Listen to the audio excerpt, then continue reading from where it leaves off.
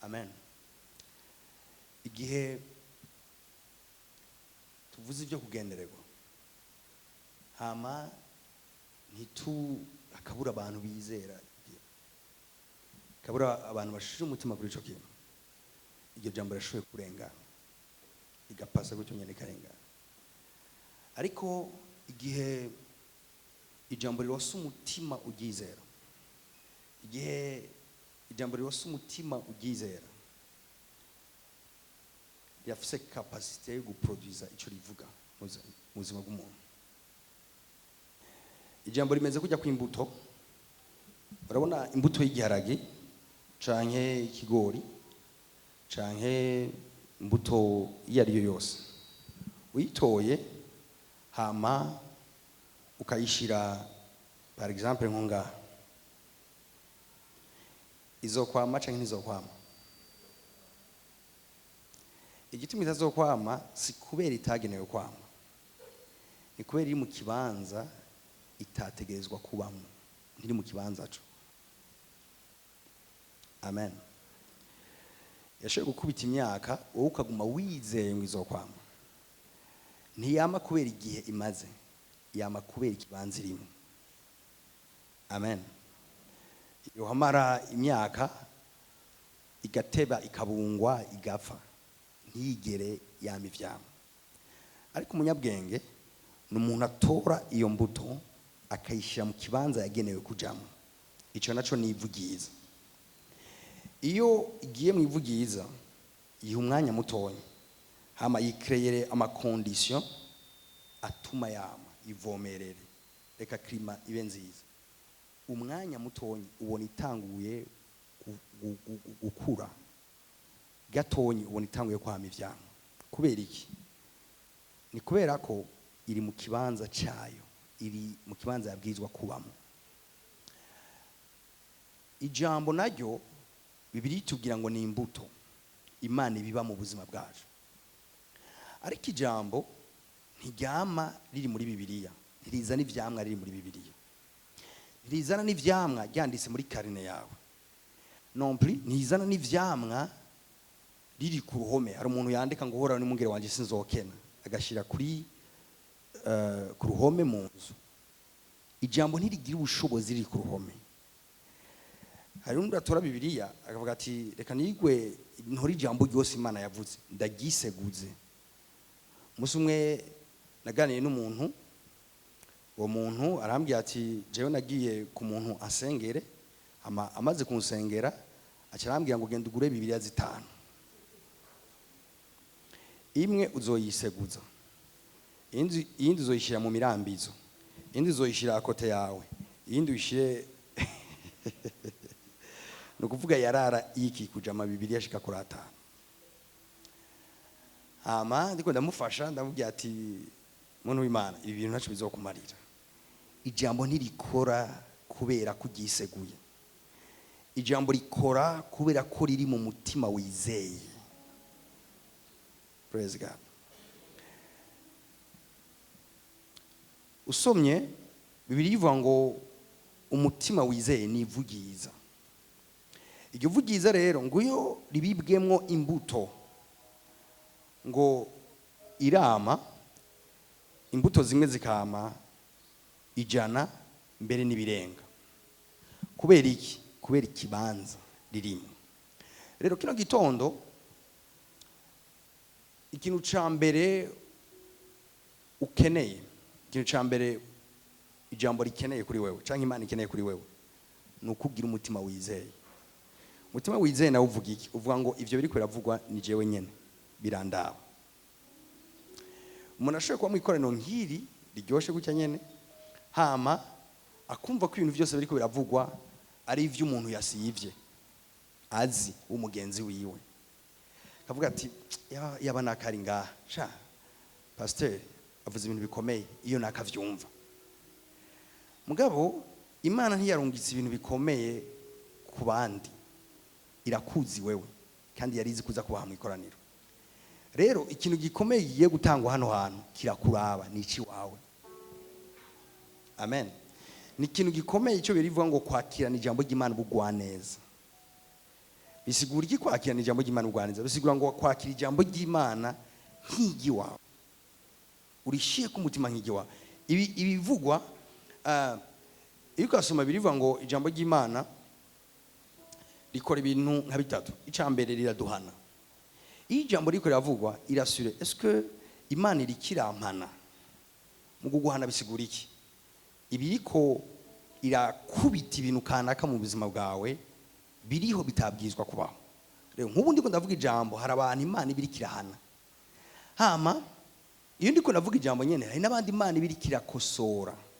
Gukosora bisigura ngo ni umuntu agira afate direction kanaka, mugabo ijambo ry'Imana riko ramubwira ati no, iyi direction ntuyifate kuko ni wayifata hariho danger imbere.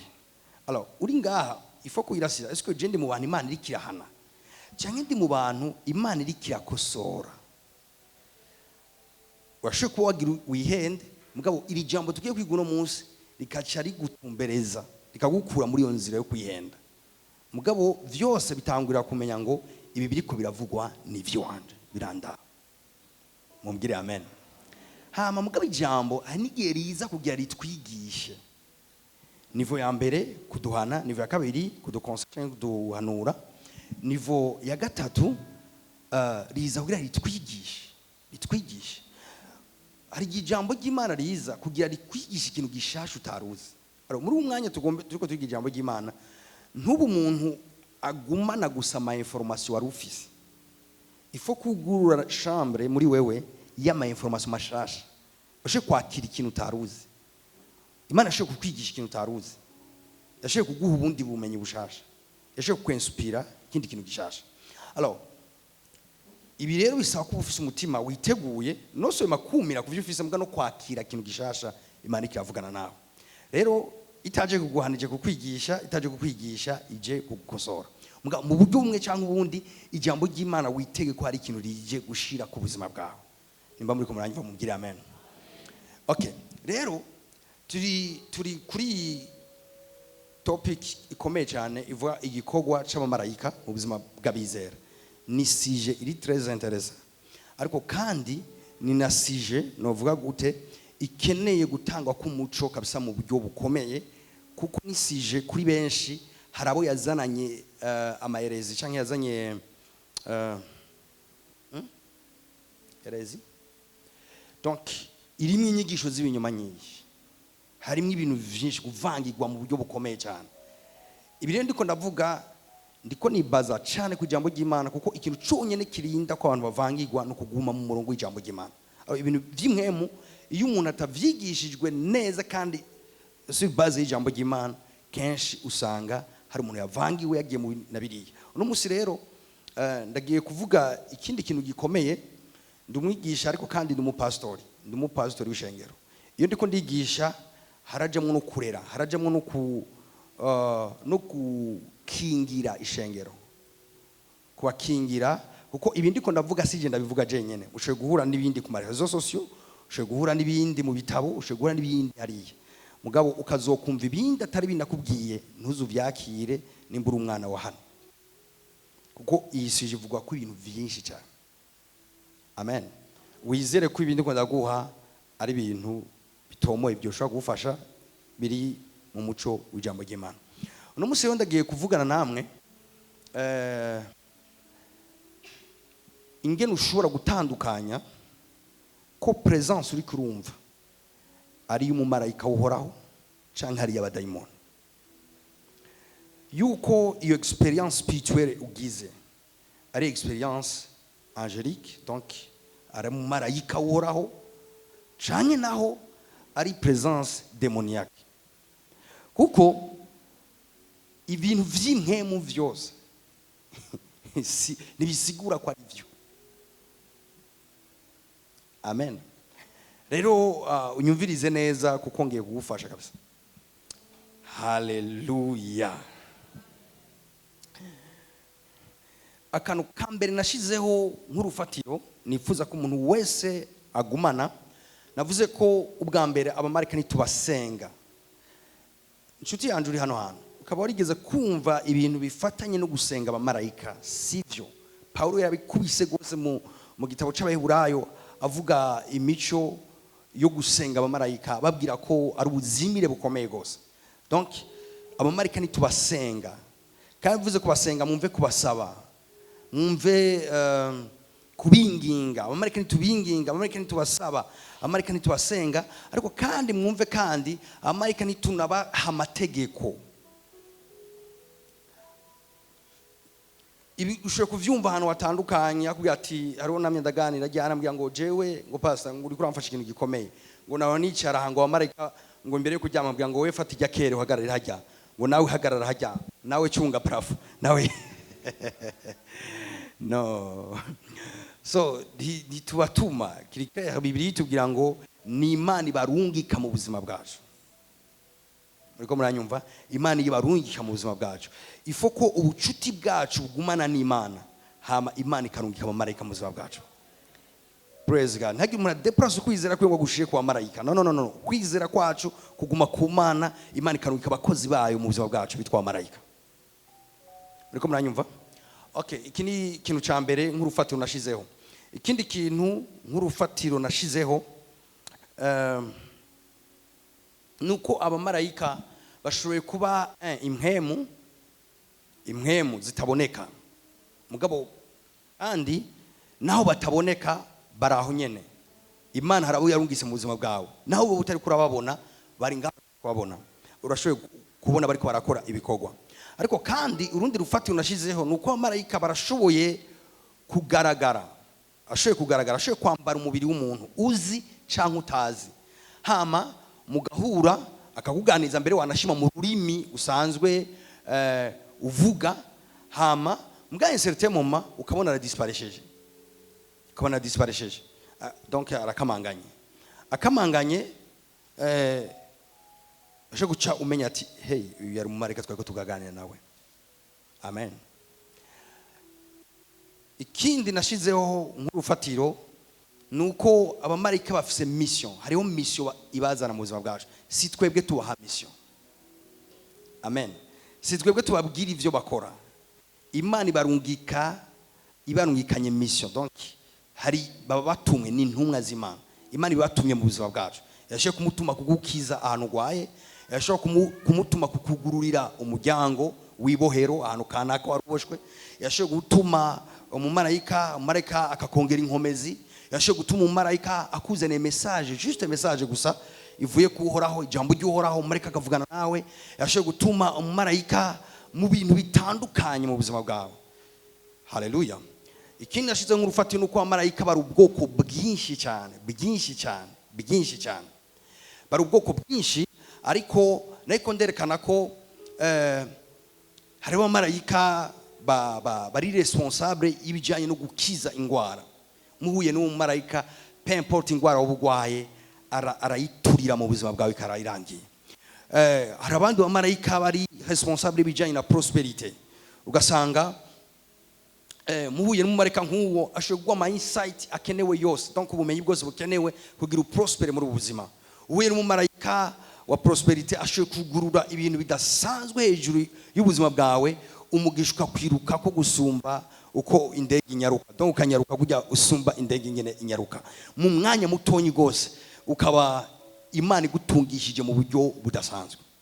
Donc hakaba n'abamarayika mu madomene atandukanye y'ubuzima bwacu. Alors Imana ibarungika mu buzima bwacu pour une mission, kugira ngo badufashe kuba ico ishaka ko tuba cyose muri ubu buzima. Abantu bariko baranyumva mumbwire amen. Kubera ko Imana ibarungika mu buzima bwacu, ni kugira ngo dushobore kwa accomplisa destine zacu Imana yateguye muri Kristo Yesu.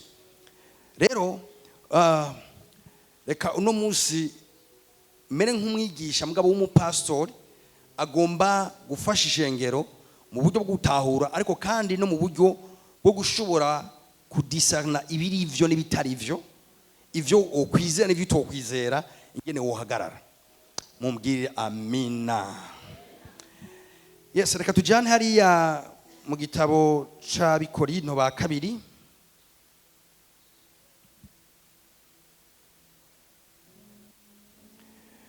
Abikorinto ba kabiri igice ca 11. Reka umurongo wa mbere ndawusome, dusome ku murongo wa 14. reka mbere ku 13 avuga ngo abameze batyo ni intumwa z'ibinyoma n'abakozi bagunga bigira intumwa za Kristo, kandi ivyo ntibitangaza kuko na Satani, ndashaka utene konte kuri aka kantu, na Satani murahabona yigira umumarayika w'umuco. Kuna Satani yigira umumarayika w'umuco, nuko sikigoye ko abakozi biwe nabo bigira nk'abakozi bukugororoka. Iherezo ryabo rizohwana n'ibikorwa vyabo. Ishengero mumbwire amen. Okay, now Paulo yari kabisa yari muri mpemu nk'indimwo, yariko arafasha ishengero. Ababwira ati nimupfe kwakira vyose, kuko vyose sukuri, vyose si vy'Imana. Ababwira ati hariho intumwa za Satani, intumwa z'ibinyoma, abo yise intumwa z'ibinyoma. Ati kandi kubizo intumwa z'ibinyoma zihari, ati ntibitangaje, ati kuko na Satani yigira umumarayika w'umuco. Alors, iyo tuvuze Satani, mwumve ko Satani si Imana yamuremye. Imana ntiyaremye Satani. Imana yaremye umumarayika w'umuco yitwa Lucifer. Mugabo uwo mumarayika w'umuco yinjigwamo n'ubwibone. Ubwo bwibone yipfuza kuringanira n'Imana. Hama ikintu cabaye, aca arakorogwa. Akorowe niho yahindutse Satani umugwanizi. Hama amaze guhinduka umugwanizi, niho izina ryiwe ryaciye riza ryitwa Satani. Mugabo avant Imana ntiyamuremye ari Satani, yamuremye ari umumarayika mwiza cyane, Bibiliya yita umumarayika w'umuco, Lucifer. Ijambo Lucifer riyafise isobanuro nka zibiri ngomba kuvuga, kandi zirafatanye niyo ngomba kuja uzikurikiye neza. Lucifer isobanuro ya mbere isobanura inyenyeri yo mu gitondo, inyenyeri yo mu gitondo, cyangwa icyo bita morning star, inyenyeri yo mu gitondo. Inyenyeri yo mu gitondo muravyumva, inyenyeri yo mu gaturuturu cyangwa inyenyeri mu gatondo. Umva ingene Bibiliya mu dekriva cya mbere imudekriva nk'inyenyeri umuco, ariko kandi Lucifer yasobanura uwuzana umuco. Mwumvirize igikorwa Satani yari afise ava yuko aba Satani akiri Lucifer. Birivuga ngo icyambere yafatwa nk'inyenyeri yo mu gaturuturu canke yo mu gitondo, ariko kandi yafatwa nk'uzana presence y'umuco, yazana umuco. Mugabo ikibi kimaze kumwinjiramwo agakoroka acika Satani. Mga acitse Satani, mwumvirize i verse bishuruka mu ishira hariya, mwumvirize ingene Bibiliya ikimuvuga. 14 avuga ngo kandi ivyo ntibitangaza kuko na Satani yigira umumarayika w'umuco. Ava ntiyigira umumarayika w'umuco, ava yari umumarayika w'umuco. Muga amaze gucika Satani ntiyibagiye ico yari ari mu ijuru. Satani yagumye azi ico yari ari mu ijuru, yagumye muri yo fonction y'ubumarayika. Mugabo arakwa place, arakwa igikorwa yari yagenewe gukora ava. Hama ubu rero naho yaswe ubwo bubasha bwo kuba umumarayika w'umuco, ubu rero yaciye asigarana ikindi kintu cyo kwigira umumarayika w'umuco. Amen. Mu ijambo rimwe, ubu Satani afise capacité apana yo kuba umuco cyangwa kuba inyenyeri mu gatondo, mbwa arashoboye kwigira. Iri jambo kwigira birasigura kugerageza kuba icyo utari, kugerageza kwerekana image udasanzwe ufise. Iri jambo kwigira asigura ngo kumera uko utaruri juste kugira ngo ubeshe abantu. Alors Satani kimwe mu makapasite yagumanya afise, ni nabwo bugunge bukomeye akoresha, afise iyo kapasite yo kwigira icyatari kugira zimiza abantu. Satani ashoboye kwigira ikindi kintu juste kugira canganye ivyumviro by'abantu, juste kugira ngo azimize abantu. Rero ndashaka kugufasha kugira ngo umenye yuko Satani uburyo ahindagurika, amaforoma agenda afata, ntiyigera yipresent imbere y'umuntu n'umunsi n'umwe nka Satani. Iyo Satani yipresent imbere y'abantu nka Satani, nta numwe abamwumvira. Satani yipresent imbere y'abantu nk'umuntu abakunda mugabo atabakunda. Yigira umuntu akunda abantu mugabo atabakunda. Yigira umuntu agomba kugira neza abantu mugabo indani muri we agomba kudetuiza ubuzima bwabo. Ashoboye kwigira umuntu ashaka gutera imbere, ashaka ku ugera kure. Ivyo vyimviro ahereza abantu ntibifatanye n'urukundo, nakanwa gatandukanye n'umutima, n'amajambo abaha cyangwa avugana nabo afatanye n'umutima wiwe. Umutima wiwe akeneye kubadetruiza, muga amajambo ariko aravuga abereka nk'agomba kubateza imbere. Nico bire yita ngo yigira umumarayika w'umuco. Mu yandi majambo agerageza gufata iforo muto mumenya uwari we kugira ngo akupushinge cyangwa gusunikire mu byo yifuza, kandi akabikwereka ko ari vyiza. Reka ndabivuga undi kuntu. Murabona nk'umuntu yofata irigi donc irigi muraryumva, mbwe indani rikaba ryarapfuye. Je nageze kurigura ryapfuye, ndandarirya candarireka. Amen. Inda ihanze ambaraje, nabona ari irigi ryiza rimeze neza rinini risa neza, ndabaye impressione ndarigura. Hama maze kukurako kijya gishishwa, sanga indani ryarapfuye. Alors Satani vyakoze arashoboye gutekera kado imeze neza n'amambaraje meza ya mbere ashoboka, muga indani hari urupfu, indani hari ibintu vyapfuye, indani hari ibintu biboze binuka. Rero ntiyigera n'umunsi n'umwe apresent ivyo bipfuye, apresenta vyiza, muga inyuma ya vyiza hariyo bibi.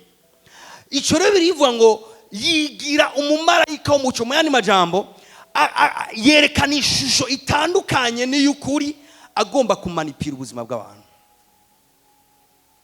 Mumbwire amen. Mugabo rero avuga ngo arafise n'abakozi. Ati abakozi bigira abakozi bo kugororoka, mugabo arabakozi b'ikinyoma. Ngo nibitangaje kuko ngo afise n'abakozi bafeza sambra, donc berekana image nkaho menga n'abakozi bo kugororoka, mbwa indani muri bo ngo aramabingira y'inkazi, ahubwo ngo arabakozi b'ikinyoma ciwe. Alors chuti yanje, ivyo rero uri kurumva ibi ndiko ndavuga, baba abo bakozi iyi saa tuvugana kuri iyi si barahari. Haba ubwo buryo Satani akora, niyo systeme n'ubunyene kandi yikoresha mu vyimviro vy'abantu. Nta muntu numwe agenda kwica Satani amwavertije ko agiye kumwica, nta numwe. Amubwira ahubwo ko agiye kumuteza imbere, agiye kumushira hejuru, ivyiwe agiye kumuhindura amateka. Mugabo muri ivyo nyene harimo umutima mubi wo kumudetruiza. Praise God. Jewe narabaye mu Rumonge, ndaye ni muhira. Rero ingene bahora batega imvubu, apana jewe imvubu barazitega. Mbwa mu kuzitega barafata bakimba, donc ayita gute umufurege, umufurege ikanivo. Agize gutya ikanivo bagaca bafata, barabahani kunda guca, bagaca bafata bagashirako nk'imitoto cyangwa n'uduti tugize, bagaca bafuka n'utwazi. Hama ije yoyo yari kiratambuka n'ahandi bona kwigomba itambuke cyo kimwe n'ahandi. Mugabo umutezi wewe yimvye ikinogo kirekire, mugabo cyaragifuka neza, agishaka utuntu twiza. Ya mvubu iraza izirajya utuntu yona izirajya gushika ishika ahandi ikahonyura nkaho yibaza kuri kihonyora ahandi hose yahori honyora. cyangwa yamyirahonyora ikacikorokera indani. Umutezi nashoboye gutega nabajye batega inyoni cyangwa batega imbeba basaze ko muramubigira namwe ari yaranje ku buryo umutego utaza kuwubona. Mugabo ntagukunda urabona umuntu afashe imbeba akayishira kakadagara kuri kajya kamasho. Nakunda imbeba ntashaka kuyigirira neza, ashaka kuyica. Umutima uri nyuma bijya byose agomba kwe Satani nuko akora yigaragaza nkaho numumarayika w'umucyo, mugabo indani muri we objectif niyo kwica ubuzima bw'abantu. Ko biriva ngo azanwa no kwica, kwiba no gutikiza. Ngo n'abakozi biwe berekana nkaho umenga n'abakozi bo kugororoka, ngabo inyuma yabo nta basangiye umugabane cyangwa umutima na sebuja. Rero ati pastor n'ibyo bintu byose twatubwira ushaka kudutwara he? Ndafisa ngomba kwatwara. Somera Matayo 4:1 hera kuri 1. Matayo 4:1. Buno Yesu aduganwa na mpemu mu bugaragwa. Buno Yesu aduganwa na mpemu mu bugaragwa. Ngo ageragezwe n'umugwanizi. Ngo ageragezwe n'umugwanizi. Amaze iminsi 40 n'amajoro 40 yisonzesheje. Mwumvirize, amaze iminsi 40 n'amajoro ngahe? 40 yisonzesheje gira iki? Abona gusonza. Yesu yarashonje kandi birumvikana iminsi 40 n'amajoro 40 yarashonje. Mugabo mwumvirize rabigikurikira.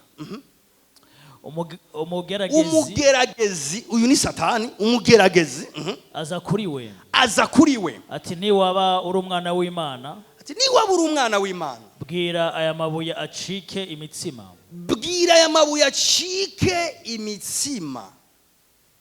Kubera amugeregeresheje imitsima, kubera amaze 40 jours ashonje ari muri jeûne prière.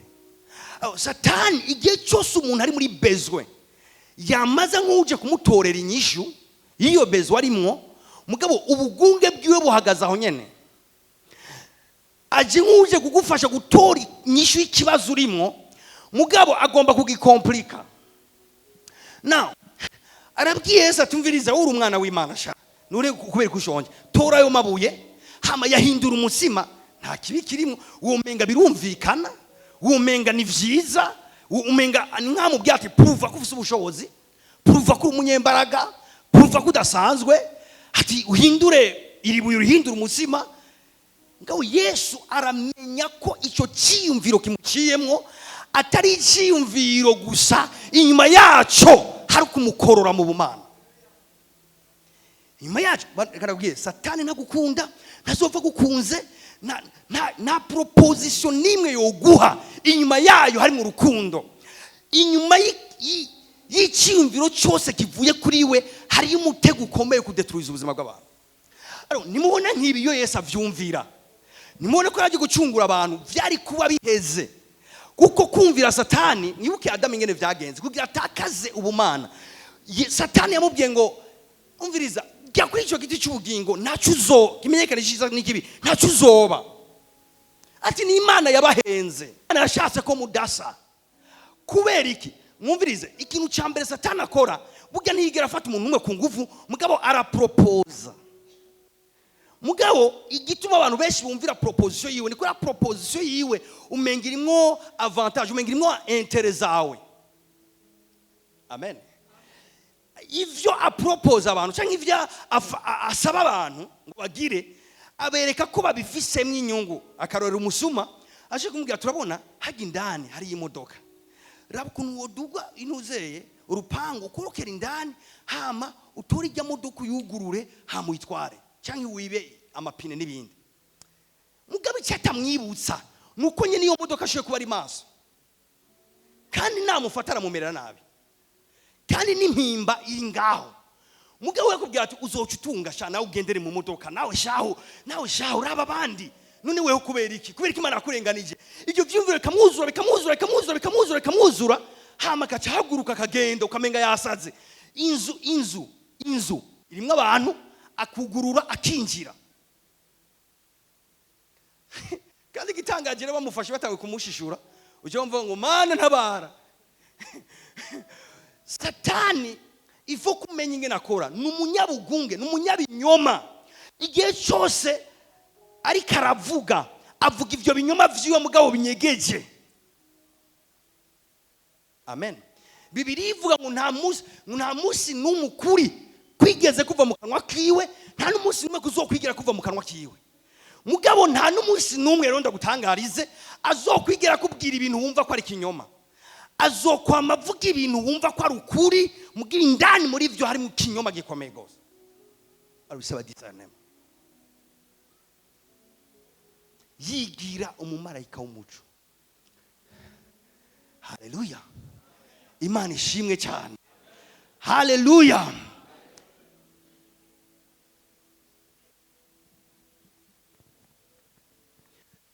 Subira ndugirize gato. Amazi iminsi 40 na oya usubije inyuma imbere gato. Umugira oya. Aramwishyura ati vyandiswe ngo umuntu natungwa n'umuzima gusa, ariko atungwa n'ijambo ryose riva mu kanwa k'Imana. Vuga ati ijambo riva mu kanwa k'Imana niryo ritunga abantu b'Imana. Abantu b'Imana babeshwaho, bahagarikwa, bakomezwa n'ijambo ryose riva mu kanwa k'Imana. Now,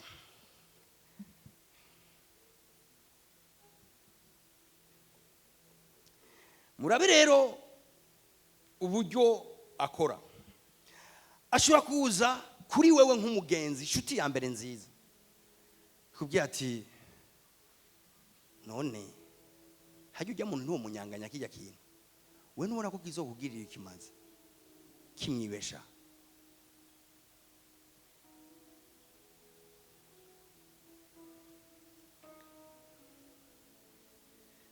Iryojwi ni iry'umwasi, kandi inyuma yaryo ririmo gusambura ubuzima bw'umuntu. Ashobora kwereka umwana w'umukobwa mwiza ariko aratambuka nk'uku, ati nujya mwana w'umukobwa nabona ko ari mwiza, ese ati Imana yoguha akakwemera mukaryamana. Mugari ari byo atakwibutsa ko ushobora kwandura umugera, ko ushobora gutwara inda, ko ushobora kwica destiny yawe yose wifatiye kuri icyo kintu. Ibyo ntabikubwira. Mugakubwira ati raba ingena asa neza, raba amaguru yiwe, raba imbere, raba inyuma, raba hejuru, raba hasi. Hejuru no hasi ariko arakwereka inyuma y'ivyo hanyegejeho ikintu.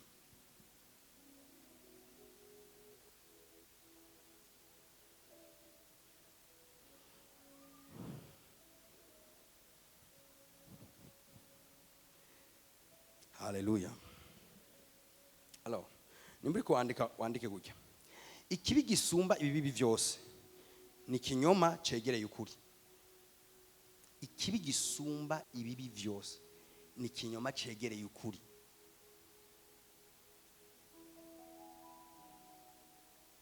Ati pasa gute ndakubwira, iyi kinyoma atari kinyoma nyene gisa n'ukuri, icyo kinyoma nicyo kinyoma cya mbere kibi, nigo rupfu rwa mbere rubi. Wopfa mubona ikinyoma ceruye, mugabo ikinyoma kitari kinyoma, ukuri kutari ukuri, n'urupfu rwa mbere rubi gusumba ibindi.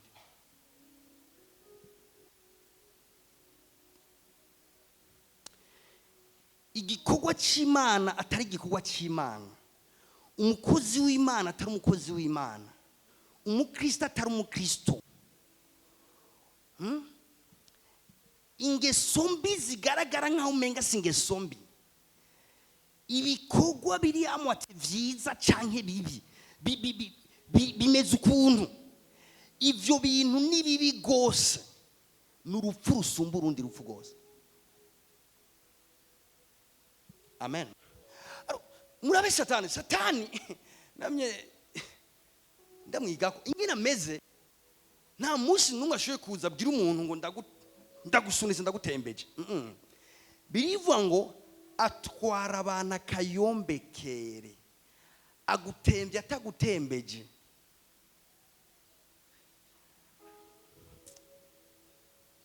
sinzi ko mfise umuntu akerebutse ngaha pensa ngwa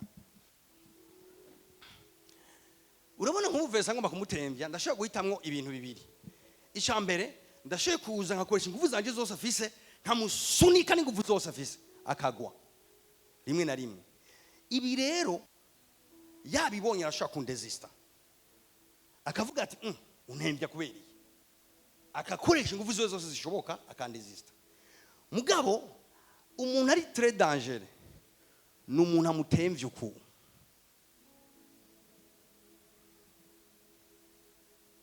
urabona ko yamaze gutangura guhengama mugabo cyo ndamurekeza hanyene abanza amenyere akakayenkirinezo gato akamenyere ukuniko satani yica abantu akantu kamara kugira ati torera aka hamugacu gatorera akacabanza akakugumizaho abantu kubwa turamugaya ati je ndahagaze yo jewe tinimba ari umuntu ahagaze ati nindimi ndavuga mugabo yatanguye igikogwa yahengera ngaho hamenyereye akaca asubira akagira kandi gatonya ati cugumaho buhoro buhoro gushikaho agushikana hasi atakududuye puri dimashe zitanu kwezi kose kugahira utaje gusenga haguye ati hey uje mu nzu y'Imana ukamenga uri impene yinjiye mu ntama ukeraguza abantu bakabura icyakuriye nga yagutwaye akayombekere gushikara kuryamika atakududuye ndumukomera amaje iyaba tududura iyaba dusunika akadudura tuba tugwana nawe mugabo ikinyoma kitari kinyoma ukuri gutari ukuri gutemba udatemvye bigenda buhoro buhoro n'urupfu rubi cyane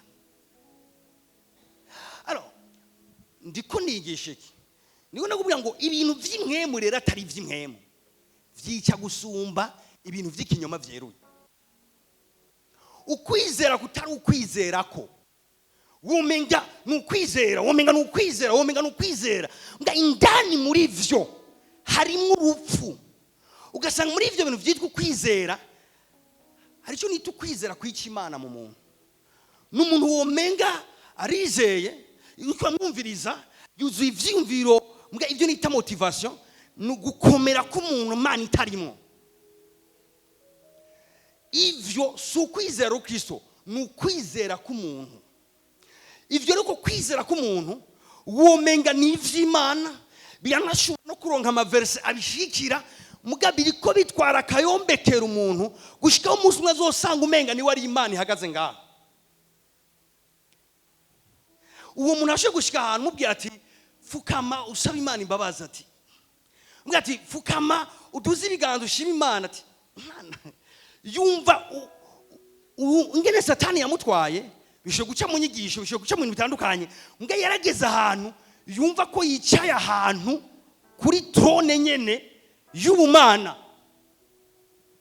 rero ibintu nk'ivyo biri très dangereux gusumba umuntu yo kubwira ibintu vy'ikinyoma ceruye ati Yesu nta uhari hamurashe kubwira ikinyoma ceruye avuga ati Yesu si umwana w'Imana ntiyenapfuye ntiyaragize iki uwo nta kibazo zo gutera uzomubwira ati ndabizi neza ko yapfuye mugo umuntu akwigisha ko yapfuye akazuka mwakaca kuzimiriza aho nyene muri ivyo nyene très dangereux.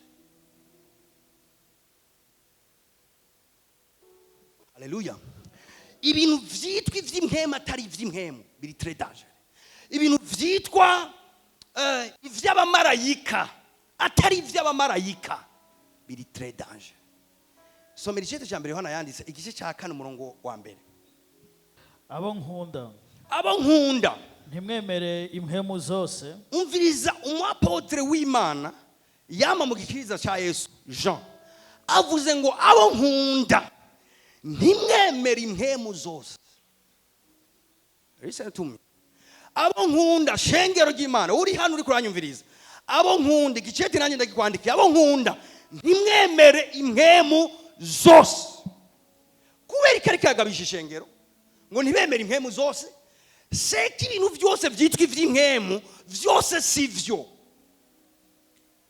Umuntu wese azuza kubwira ngo jewe ngo umumarayika ngo ranyiyerese ngo amishurirwa apana kucuraba hamuna cyo yirabisha uyumvise umuntu ngo yahuye n'umumarayika. Be strong, mwumvirize neza, wumvirize kwivyo ariko aravuga rukuri cyangwa atarukuri nk'umuntu yigishijwe igikorwa cy'abamarayika. Nakunze umukozi w'Imana umwe yari karasenga ariko arondera mu nyonga y'Imana, hama cabona umuco mwishi winjiye muri shambure yiwe, acabona umugabo ahagaze muri uwo muco nonyene karakayangana, umumarayika donke. Hama acaritega rero icyo umumarayika agira mubarire, mugace umva umumarayika avuze ngo pfukama usenge. Acaribuka ati Satani yigira umumarayika w'umuco, acarahaguruka ati mw'izina rya Yesu, you demon out. Acabona wa muco wose wari kuraka muri shambure urazimye, acabona wa mugabo yarahagaze ngaho aragiye. Mugabo kubera iki yabitahuye, kubera iki yamenye, hari umuntu nko muri twebwe yumvise ibintu nk'ivyo akabona umumarayika araparesheje gutyo nyene, yoca avuga ati vuga atukene ko vuka amatehe. Nyumviriza Yohana yabwiye ishengero, mwumvirize ibyo yavuze, abo nkunda ntimwemere impemu zose. Impemu barazisesa, impemu barazisuzuma, impemu uramenya iyo ariyo. Kubera ko umukozi w'Imana yaciye avuga ati ndamenye ko atari umumarayika w'Imana, ni kubera yazi ko umumarayika ntiyigera arondera icubahiro ciwe. Umumarayika ntiyigera asaba gusengwa, umumarayika atumwa mission n'Imana kugira ngo icubahiro kibe c'Imana. Umumarayika wenyene akeneye gusengwa no gupfukamirwa no gutazigwa ni Satani. Igihe cyose uzomubona nicyo cyamukoroye, yari akeneye ko bawoshipinga kubwiwe, yari akeneye ko bashira hejuru izina ryiwe. Igihe cyose ubona ikintu gisa n'ikinkemu cyose gisubiza hasi Imana, kitaguhamagare gutazira no gushira hejuru Imana yo mwijuru, cirukane mu izina rya Yesu, uzotangazwa n'ibizoba. Haleluya. Hari umuntu agenda mu ikoraniro kubera hasanze ibintu by'imwemu byinshi biriko biraba, agaca avuga ngo yo ngwasha ahantu hari Imana kweri. Sigiye cyose ubonye abantu bariko barahenuka bisigura ngo Imana nihiri. Niko wari ubizi abantu bashoboye guhenurwa n'ibintu byinshi. abantu bohenukira rimwe Imana itarimwo, bose bagahenuka, bose bakajyama hasi atamana irimo. Ariko kandi bashoboye guhenuka ari ubushobozi bw'Imana. Mugabo bashoboye guhenuka, ubushobozi buhenura abantu si ubw'Imana gusa.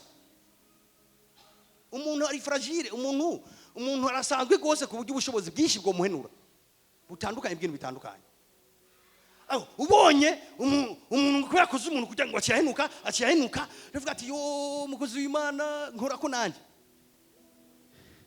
Bana abo nkunda ntimwemere impwemu zingahe, ariko mugerageze impwemu ko zavuye ku Mana. Mugerageze ko impwemu iri kirakora aho hantu yavuye ku Mana. Ndaza kugufasha ngaho imbere gato nyine uzigerageza. Mbwa ifu kugerageza ko impwemu yaho hantu yavuye ku Mana. Ikintu cya mbere naho ntarinjira kure, impwemu yavuye ku Mana ahantu hose uzoyisanga hazo hari ikintu bita la crainte de l'Éternel, kubaha Imana no kuyitinya. Ahantu atari kubaha Imana no kwitinya no kwezwa, hunga icyo kibanza sico. Pempote ibintu by'imwemu biriko birakorekera aho hantu, pempote ibintu spectaculaire biriko birabaho hantu. Bana abo nkunda nimwemere impemu zose, ariko mugerageze impemu zavuye ku Mana.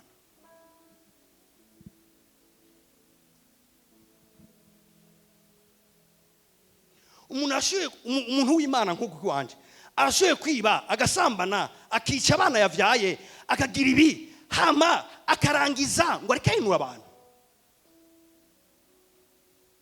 Hama ugatuvukama ngo ngenze gushaka. Abo nkunda ntimwemere impemu zose.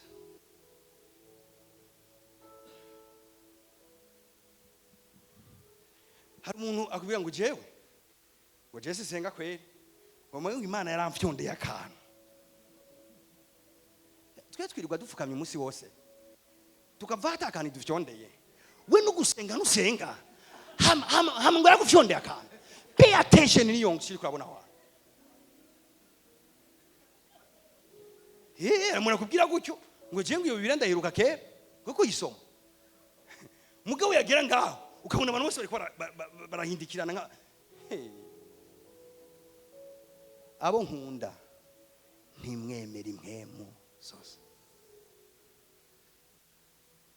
Ntimwemera impwemu zose. Iyo twiga ibintu nk'ibi vy'impwemu abantu bagira tandasi ndazize ikintu nkemera zana no gukunda ibintu vy'impwemu muri twebwe. Nga kubikunda atafre ni kibazo.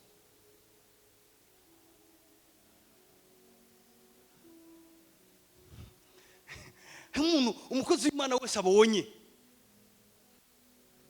ndambika yiganza uri kurajya mu nzira y'urupfu. Ntuzi ibihe turimo ibyo ari byo. Ntiwamenye ibihe turimo ibyo ari byo. Arashoboye kukurambika kiganza umugisha we wose ukaburangiriye uwo munsi nyene. Arashoboye kudeklara ibintu ariko atwara ibyawe.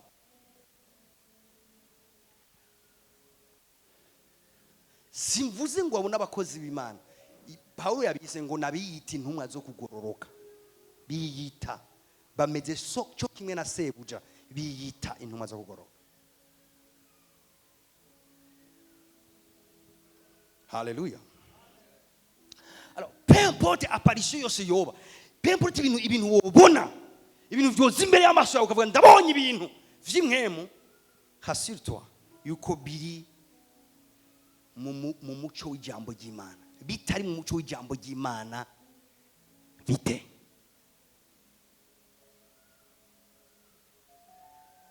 Hallelujah. Imana ishimwe cyane. Imana ishimwe cyane. Erega umunsi umwe nakunda Yosuwa, umunsi umwe imbere w'iyi presence mu marayika afise inkota yakumuriro. Havuga ati je ntwanga ndakubaza uri mu ruhande rwacu cyangwa mu ruhande rw'abasi bacu. Ifo ko tumenyana ko ibintu vy'imwembu byose nibisigura ko ari vy'imwembu. Urambwira neza. Nta kibazo kirimo kubaza ikibazo. Urungiswe n'Imana cyangwa nturungiswe n'Imana. Cyangwa ati je ndi umugabisha w'ingabo zuhoraho. Ndungiswe n'Imana ndumugabisha w'ingabo zuhoraho.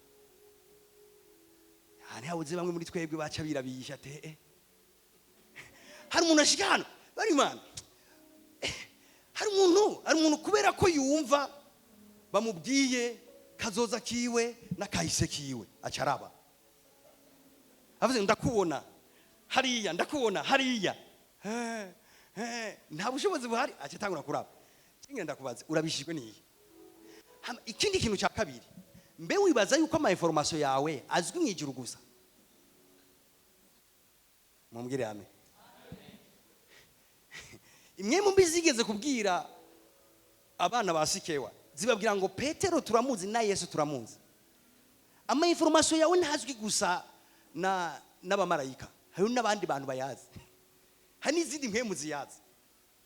Umunsi umwe Yesu igihe yahura n'umuntu abotswe n'impwemu mbi ari mu nzira y'igatara, ahuye n'uwo muntu mwumviriza ibintu yamubwiye. Amubwiye ati duhuriye hehe ga Yesu mwana w'Imana.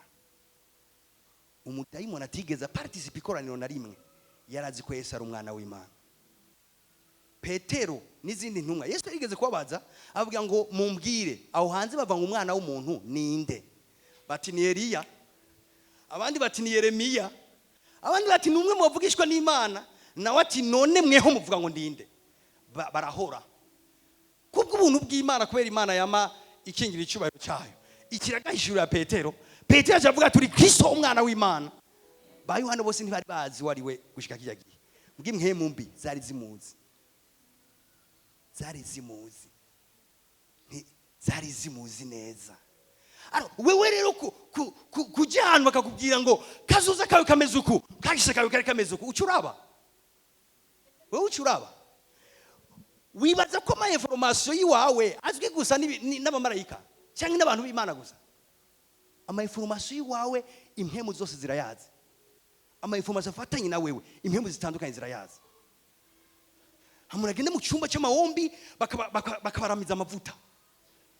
cyenda yigeze gufasha umuntu bafashe amavuta ya Vestrine barayakoroga mu mazi ati tugatubwiye deliverance katamiti baravuruga amaramo hatinywa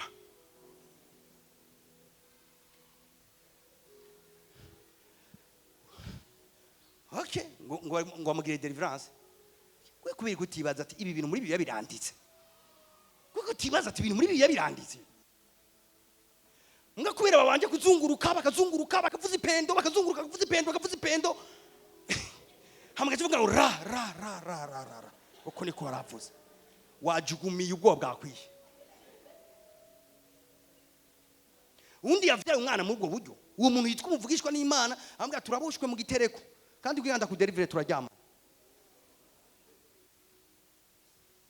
abo nkunda ntimwemere impwemu zose musuzume ko zavuye ku Mana.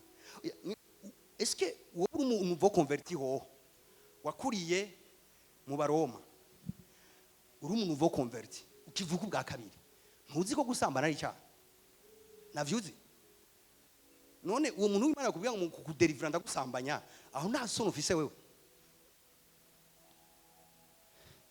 ko mu ndabo ko nibiki ko mu ndaba gucyo nibiki abo nkunda ntimwemere impemu zose. Alors Imana ishimwe ngamvuge ibintu bike byo gufasha kudiserna impemu kurobanura impemu kumenya impemu izarizo lasi ngombe mvuge ingabire ya discernement hari ingabire ya discernement hari ingabire yo kurobanura impemu yo kumenya impemu iyi ni ingabire iyi rero imaze kwitwa ingabire Imana yiguha yishakiye ahigombe kandi kubigomba mugabo hari ibintu rusangi ushoboye bishoboye kugufasha kudiscerna impemu ziko zirakora abantu. Icyambere ijambo ry'Imana nshuti yanjye yumviriza Paulo ugenda mukunda usomera umurongo umwe mu Bigalatiya ntihore kuri gahunda yanje gusoma mugabo ngenda usome kweri Abigalatiya oh la la 1:8 umviriza 1:8 ariko naho yoba ari twebwe canke umumarayika avuye mu ijuru ariko naho yoba twebwe reka mpere kuri jewe nyene naho yoba jewe namampagaza imbere yawe Paulo ntiyikuyemo yavuze ati ngomba kubakingira mpereye kuri jewe nyene naho yoba jewe ariko yigisha igishengero ariko yigisha kutirekurira mu maboko y'umuntu umutima wose ugaherezayo ababwira ngo naho yoba jewe mandi muje marika babwira ati nkazoza mvuga ibinyuranye n'ivyo nababwiye ubwa mbere nzoba naravangiwe muzoce mugira ariko naho yoba ari twebwe cyangwa umumarayika agize iki avuye hehe umureka avuye mu ijuru ababarira ubutumwa bunyuranye n'ubwo twababariye arakavumwa. Murumva uko gukariha k'uyu muntu w'Imana avuga ati ifo kumwaseriye ku buryo ivyizegwa bitaba ibintu ushira ubakira ku bamarayika cyangwa ubakira mu kirere ku bantu n'ibindi ati foko naho yoba umumarayika aje kakubwira bitandukanye n'ivyo nakubwiye cyangwa iyo baje wenyene ati uwo muntu arakavumwa kubera iki ivyo ni kubera yari karaveritiza ati burya ibintu byose bivugwa sivyo kandi ibintu byose abantu bashira ku mutima hari igihe muri byo usanga atari byo. Okay, reka mvuge rero gato ikintu cyambere kigufasha kugira ngo umenye neza ko ibintu biriko biraba ahantu kanaka ari ivy'impemu iva ku Mana. Number 1, eske biri mu murongo w'ijambo ry'Imana? Nicyo gituma rero biritubwira ngo ijambo rya Kristo ribe muri mwebwe rigwiriye riri mu bwenge bwose. Muri iminsi ya nyuma ijambo rya Kristo ribe muri mwebwe rigwiriye riri mu bwenge bwose. Kubera iki? Nijyaba muri wowe ritagwiriye uzozimira vyorosha neza cyane bazo kugira umwanya mutonyi gose. ijambo rya Kristo ribe muri mwebwe rigwire bantu b'Imana. Ajya mu Bibiliya yanyu mubika mu bubati cyangwa mutunze mu matelefone yasome. Abakristo, umukristo kirazira umara indwi yose utazinguriye igitabo cya constitution y'ubwami bwanyu. Ifo kutora Bibiliya yawe ukicara agatebo ukavuga ati uyu n'umwanya nashiriye hande gusoma Bibiliya. Ugatora agatebe kiwawe cyangwa ukicara muri saro cyangwa ukavyuka igitondo ukazingura Bibiliya yawe ugasoma amapaje n'amapaje ya Bibiliya. Kuko Bibiliya itubwira ngo ijambo rya Kristo ribe muri mwebwe rigwiriye ririmo n'ubwenge. Ati kubera iki pasa? Ni kubera udafite ijambo rya Kristo muri wewe uzobona umuntu ariko araguruka hamaca korora umuriro ariko aragira ibintu nyene vy'igipfumu uvuga ati yo nukuri umuntu n'umuntu w'Imana. Ati n'umuriro arawukorora asa na Eliya ntasa na Eliya, we ntugira discernement. Amen. Ndabizi ndababwiye ntubona nk'ubu nyene ho kwadukwa umuntu muri iki gisaka avuga ati vuga jewe ndi wa Kristo bavuga. Ndi Kristo wa wundi bavuga ndaje. Ndagarutse kwisi gatoye kwamara imisi 30. Ndabizi atanga igishengero ntiyobura abantu bashika amajana ngahe mu mwaka umwe bari wiwe. Baza bagasenga. Mugabo urazi ikibazo gihari, abantu ntibazi vyanditswe. Ntibazi Kristo azogaruka gute, bizogenda gute. Ntibazi vyanditswe. Izo Bibiliya zitore muzisome. Nituri mu misi myiza, turi mu misi ya nyuma. Umuntu adafite ijambo ry'Imana muri we azozimira vyoroshe. Mwese mumbwire amen. Utori ijambo ry'Imana urisome nk'umukristo. Umukristo arasoma ijambo ry'Imana. Hari umuntu ambwira ati pasa hari genda bisoma ntabitahura. Fu muyisoma basi uburi hishurirwa mugabo uzi ivyanditse. Hariho kwiga ijambo ry'Imana, hariho no kurisoma. Bashe kurisoma gusa ugasoma. Hama mwemu yera muri ko gusoma akakwigisha ngo ifo gusoma Bibiliya. Icyo cyambere kizo kuzigama. Icya kabiri. Hallelujah. Somera Bikorinto ba mbere igice cya kabiri soma umurongo wa 10 na 16. 10 uco soma na 16. Ariko Imana yabiduhishuriye muri mpemu wayo. Mu yandi majambo muri mpemu wayo Imana yaduhishurira amabanga. Mpemu asesa vyose. Mumbwire muvuge muti mpemu asesa vyose. Vuga ati mpemu asesa vyose. Hallelujah. Mpemu ubi inshuti ya mpemu yera. Muri iyi minsi ya nyuma ubi inshuti ya mpemu yera. Ndakubwira igituma ari vyankenerwa gose ku inshuti ya mpemu yera. Ni kubera hari ibintu vyinshi utazomenya biciye mu mutwe. Hari ibintu vyinshi utazomenya kubera ko wavyigishijwe. Hari ibintu vyinshi uzomenya kuko mpemu yera aguhishuriye kw'ivyo bintu atari vyo. Ndababwira urazi ko ushoboye kuba ahantu mpemu w'Imana ntakugurura amaso mugabo ukiyumva nabi. Uhagaze ngaho mugabo wiyumva nabi. Bariko baravuga ibintu mugabo wiyumva nabi. Uwo mwanya nyene ntugararize ijwi ry'Imana. Va muri ico kibanzo havugende. Peu importe biriko biraba. Amen. Biriva ngo mpemu w'Imana abwiririkanya n'impemu zacu ko turi abana b'Imana.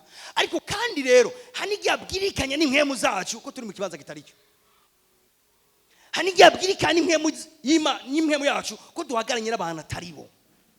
Muri iki gihe rero umuntu ashobora guhagarara gushika umwami wacu agarutse n'umuntu ahisemwo apana kuba umunyamubiri kuba inshuti ya mpemu yera.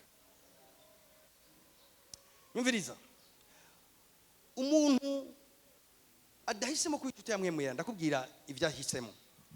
Ahisemwo kubeshwaho n'ama information yahawe n'abandi bantu. Iyi style y'ubuzima rukristo ya ukamenga ndi mwishengero simpagijwe. Ndi umukristo mugasimbumbwe. Ndagize ibiki mugakuma bumvenga nozunguruka amashengero yose mu gisagara no genda ivyumba byose bibaho. Bavuze ngo umukozi w'Imana avuye Uganda yagiye. Urazi wari we. Urazi ntayiwe. mwava mu nkubita ngo ndiko ndabangisha abakozi b'Imana. Siko ndabangisha abakozi b'Imana. Abo nkunda ntimwemere iki impwemu zose.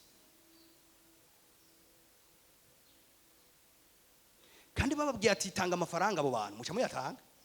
Muga mu nzu y'Imana tugombe tugure piano ucura abahiga. Bamwe muri abafise ubushobozi bwo gusopa amafaranga yawe. Apana ngura bishaka. Uguye mu kirere cyabo utegerezwa kuyakurayo. Naye ari kwikontu urayatanga ko ingwate ukavuga ati nzo yazana. Gusa benshi bama bacungurwa nuko bavuye muri ico kirere iyo nkemira bavako. Avuga ati ya miliyoni zaje zitanu nazemeye. Nyumviriza abo nkunda ntimwemere impwemu zose. Aho umuntu abaho aguma yumviriza niyo umukozi w'Imana ashushe. Umukozi w'Imana ashushe ngahari hehe? Ari hehe? Ngo ari mu Nyabugete. Ushobona aragiye mu Nyabugete. Urarushe. Tura Bibiliya yawe. Soma Bibiliya. Ingo mu nzu y'Imana. Ijambo ry'Imana. Kura. Ureke kuguma wirukanga isera. Aho umuntu aparukura YouTube abigishe bose. Kwasanga rero yicaye mu ishengero. Ibyo twizera sivyo yizera. Kuko yagiye ahura n'abantu batandukanye bamubwira ibintu bitandukanye.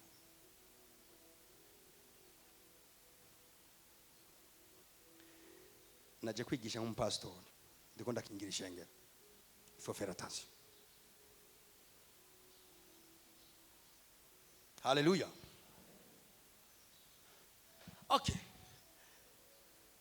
Mpemu asesa byose nibihishijwe by'Imana. Ashoboye guserangura nibihishijwe by'Imana. Kumugwaniza naho. Nta kintu mpemu somera kuri 16 umvirize 16. Ninde yigeze kumenya ivyumviro by'Uhoraho? Ninde yigeze kumenya ivyumviro by'Imana? Ngo yigishe Uhoraho. Ariko twebwe dufise ivyumviro vya Kristo. Ariko twebwe dufise ivyumviro vya Kristo. Hallelujah. Duza 17 ndalo. Nayari. Aya. Hale, vuga ati dufise ivyumviro vya Kristo. Cyane vuga ati dufise ivyumviro vya Kristo.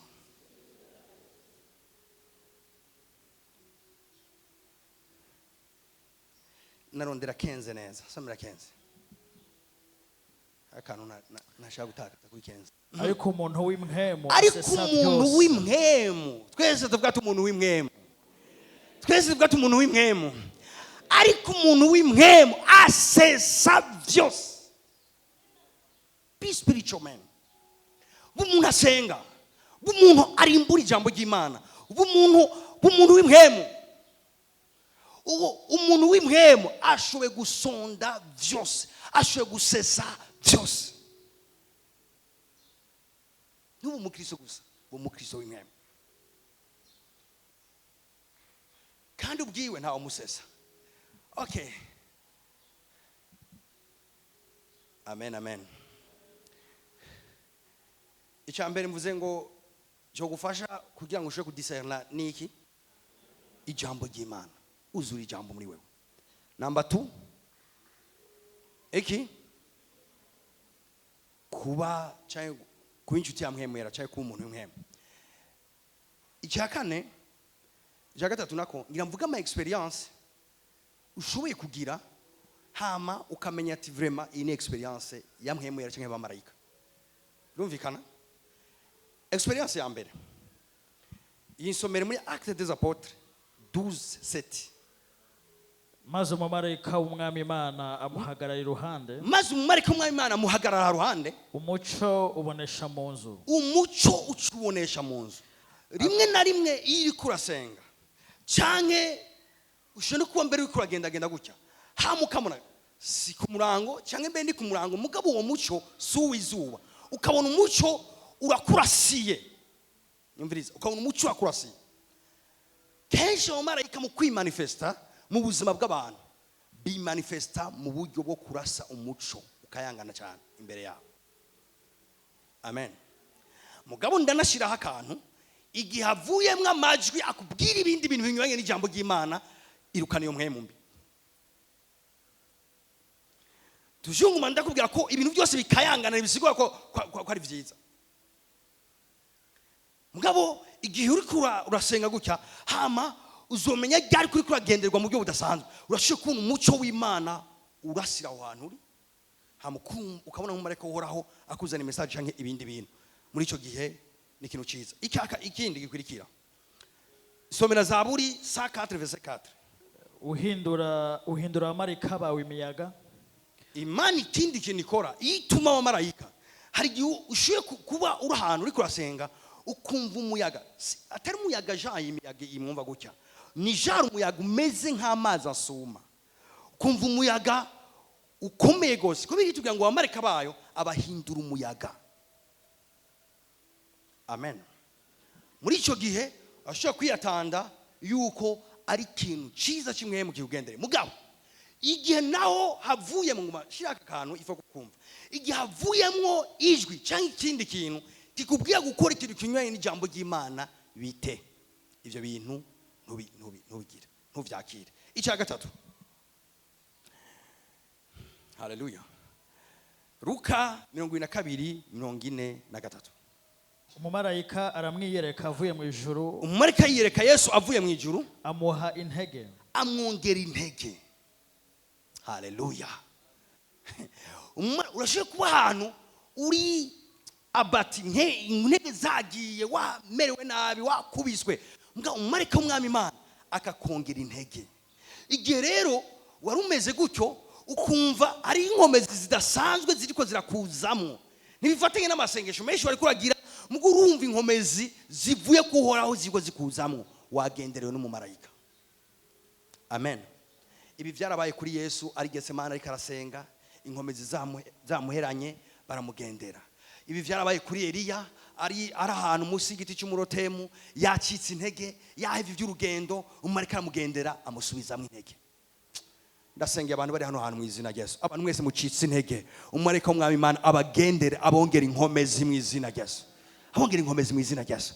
Kandi hari igihe Imana ishimwe yamitugirira ubuntu hari igihe ubushitse ahantu kumva ko ivy'agakiza vure mu menga birabishe ukavuga ati ndine ukamenga wa munezero wari wumva nawe ukicumva mugo umumarayika w'Umwami Imana akakugendera akagusubizamo intege n'igikorwa cyabo.